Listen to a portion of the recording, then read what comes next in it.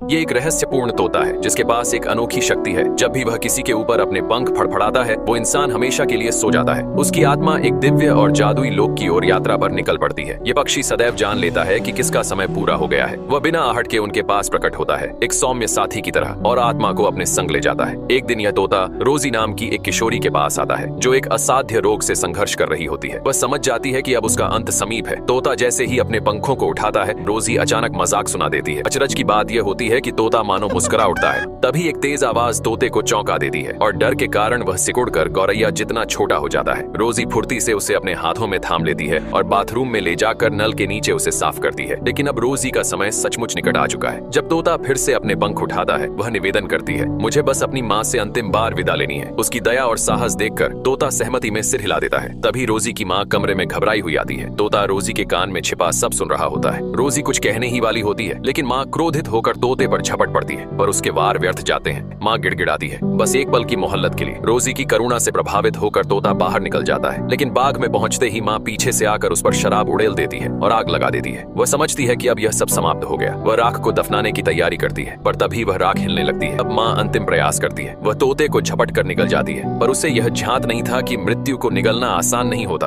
अगली सुबह रोजी को खिड़की पर कोई दस्तक सुनाई देती है। वह पर्दा हटाकर देखती है, वही तोता है, पर अब उसके शरीर के कुछ हिस्से गायब हैं। रोजी की आंखें फैल जाती हैं। वह नीचे दौड़ती है और वहीं ठिठक जाती है। उसकी माँ अब उतनी ही विशाल हो चुकी थी जितना कभी वह रहस्यमयी तोता था।